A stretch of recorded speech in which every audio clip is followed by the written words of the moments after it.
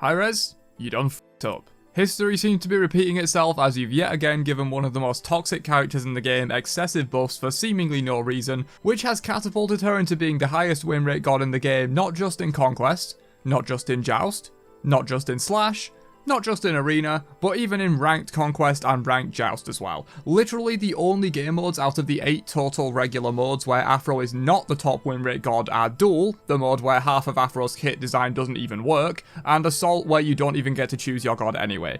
Every single other mode, Aphro is the top win rate god. And by a decent margin as well. And while win rate data doesn't necessarily always tell the full story, in this case it is corroborated by how obviously overtuned and frustrating Aphrodite is right now.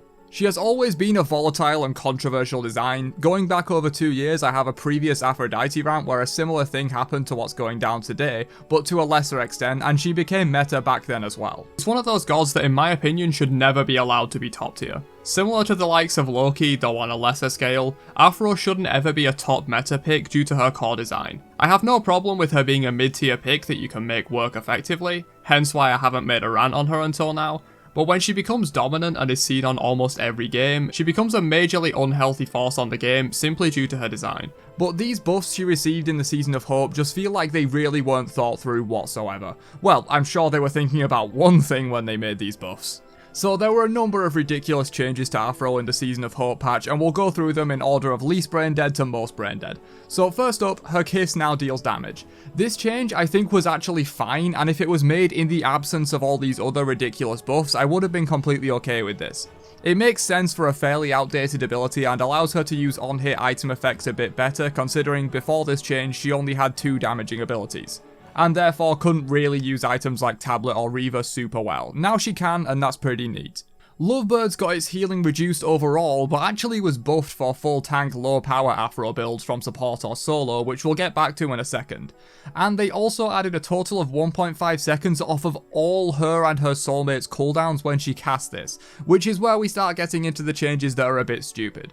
Since this is flat cooldown reduction, it works even better on gods with low base cooldowns that already have max CDR. Aphro herself almost always builds max CDR, and often the gods she is best linked to with Kiss do as well. Usually junglers, or if she's not being played in mid, the mid laner as well.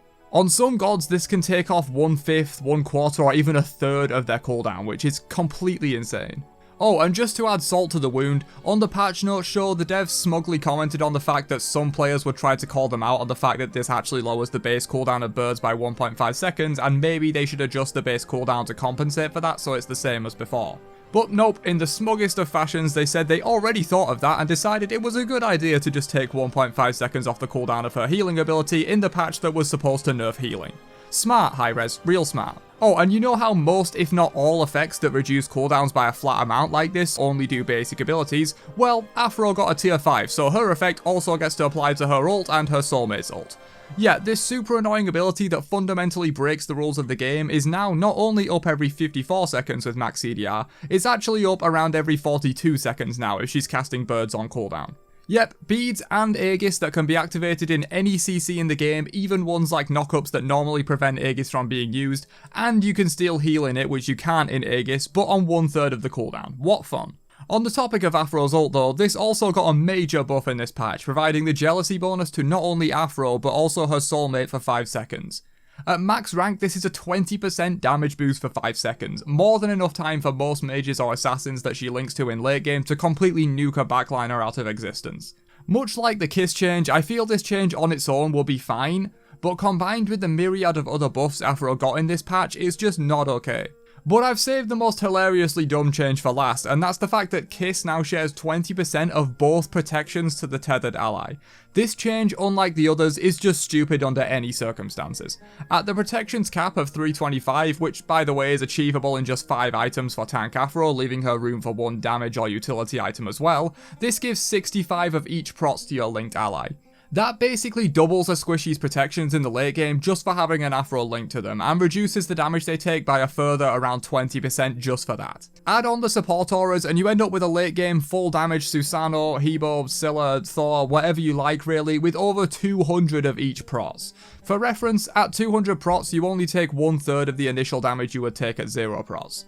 Aphro basically turns her squishy backliners into solo laners, but they still deal as much damage as they normally would and don't have to invest into a single tank item.